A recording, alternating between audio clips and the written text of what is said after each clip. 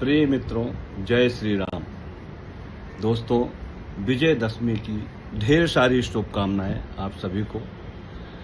पूरा जीवन आपका स्वस्थ और सुखमय बीते, ऐसी प्रभु राम से हम प्रार्थना करते हैं। दोस्तों, हम आज विजयदशमी के दिन कुछ अपने विचार प्रकट करना चाहता हूं। दोस्तों, हम लोग विजयदशमी हर साल मनाते हैं।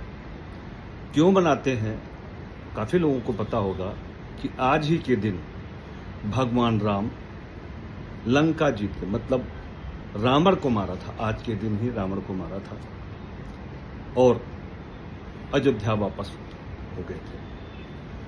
तो इसको हम लोग बड़े उत्साह से मनाते हैं कि अधर्म पे धर्म की विजय हुई। और ये मनाया क्यों जाता है? रावण तो मर चुका है, लेकिन फिर भी हम क्यों मनाते हैं? जिससे असल में जितने भी इंसान इस धरती पे हैं, सबके अंदर दोनों चीजें हैं, सुर और असुर, दोनों शक्तियां हैं। जिसमें असुर शक्ति का प्रबल योग होता है, जो अनर्गल काम करते हैं, अत्याचार करते हैं, वही असुर कहलाते हैं, राक्षस कहलाते हैं। भाई, आज की दुनिया में हमने तो किसी को नहीं देखा कि बड़े बड़े दांत हों और बड़े बड़े कान हों। ऐसा कोई इंसान नहीं देखा ना, सींग हो। इसका क्या मतलब समझे? अगर कोई ऐसा इंसान होता कि बड़े बड़े दांत, बड़े बड़े सींग होते, तो कहीं ना कहीं जरूर दिखता। ऐसा कुछ है नहीं। तो कर्म से ही इंसान राक्षस बनता है, कर्मों से ही देवता बनता है। अब इसी दिन दूसरा और एक बहुत बड़ा कारण था, महिषासुर मर्दनी। माँ दुर्गा जी ने आज के ही दिन महिषासुर का संहार किया था। वो भी धर्म पे, अधर्म पे धर्म की विजय है। और इंसानों को, हमारे देवता जो हैं, जो आम इंसान होते हैं, उनमें जब राक्षस लोग आतताई हो जाते हैं, तो उनको मार के लोगों को सुरक्षित किया जाता है। इसीलिए हम देवी देवताओं की पूजा करते हैं और ये दिन बड़े हर्षोल्लास से मनाते हैं। एक चीज और बताना चाहते हैं दोस्तों, कि इंसान हमारे हिंदू धर्म में लोगों को क्यों जलाते हैं? रावण भी एक ब्राह्मण था और उसको वो तो बहुत साल पहले मर चुका। हर साल क्यों जलाते हैं? क्योंकि दैत्यों के जो गुरु थे वो शुक्राचार्य थे। उनके अंदर ऐसी शक्ति थी कि मरे हुए इंसान को भी वो जिला देते थे। तो देवता और राक्षसों में जब लड़ाई होती थी, तो दिन भर तो देवता लड़ते थे, राक्षसों को मारते थे और घर पे जाके सो जाते। सुबह आके देखते तो वो फिर जिंदा हो जाता था। तो इसलिए उसी टाइम जो गुरु बृहस्पति थे, उन्होंने एक सिस्टम बनाया कि भैया जिसका अंत हो चुका है, उसका शरीर नष्ट कर दिया जाए, जला दिया जाए।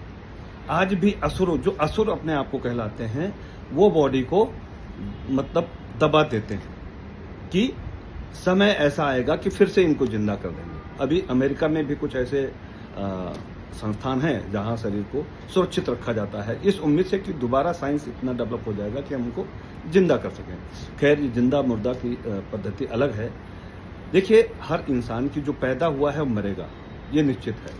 तो दोस्तों, कोई चीज आप प्यार से किसी से मांगते हैं और मिलता है, उसको ग्रहण करें, वो पाप नहीं है। लेकिन किसी चीज को जबरदस्ती छीनना, जबरदस्ती करना, मार काट के लेना, यही पाप है। पाप और पुण्य की परिभाषा हमारे व्यास जी ने दो ही शब्दों में बताया कि अष्टादश पुराणेषु व्यासस्य वचनम द्वयम परोपकाराय पुण्याय पापाय परपीडन। दूसरों को पीड़ा पहुंचाना ही पाप है और दूसरों को हेल्प करना, सहायता करना, सुख पहुंचाना ही पुण्य है। पाप पुण्य की यही परिभाषा है। 18 पुराणों में आप पढ़ के देख लीजिए। और एक चीज और कहना चाहते हैं, बहुत लोगों में भ्रम फैला हुआ है कि मांसाहार बंगाल के लोग करते हैं, देवी जी को मांसाहार चढ़ाया जाता है।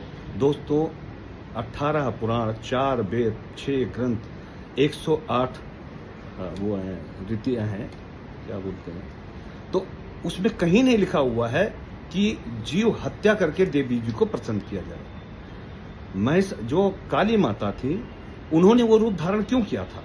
रक्त भी एक राक्षस था जिसको मारा नहीं जा सकता था। सारे देवता जो है उसको वरदान दे चुके थे, जैसे उसको सर काटते थे तो उसका खून जो जमीन पे पड़ता था तो उतने राक्षस पैदा हो जाते थे। तब जाकर के माँ दुर्गा ने काली का रूप धारण किया, उसको मारती थी और उसका खून चट कर जाती थी, तब जाके राक्षसों पे विजय प्राप्त कर पाई थी। इसलिए आप उस प्रथा को मान लें। अरे भैया, माता जी तो राक्षस के खून की प्यासी हैं, ना कि जीव की हत्या कर दो और बलि चढ़ा दो बकरों की। इनकी ये सब भ्रांतियां फैलाई है मांस खाने वाले होंगे कि इसी बहाने से जानवर को मारो और उसको प्रसाद बना लो। कहीं नहीं लिखा हुआ है, कहीं लिखा होगा तो जरा मेरे को भेजना। दोस्तों, मैं बहुत ज्यादा आपका समय नहीं लेना चाहता हूँ, लेकिन विचार अच्छे होने चाहिए। माता सीता ने भी, रावण जब जोगी का भेष रखकर भिक्षा मांगा तो माता सीता ने भी उसको दिया, लेकिन धोखा उसने किया, उसका पाप उसको भुगतना पड़ा। आज गली गली में रावण जलता है। सो दोस्तों, बुराइयों की जीत है, अच्छाई की जीत है, बुराई का नाश होता है। अपने अंदर वही भावना लाएं कि बुराई को दूर करें और अच्छाई को ग्रहण करें। समाज सुखी रहेगा, आप भी सुखी रहेंगे। जय श्री राम। दोबारा से विजयदशमी की ढेर सारी शुभकामनाएं। जय जय श्री राम।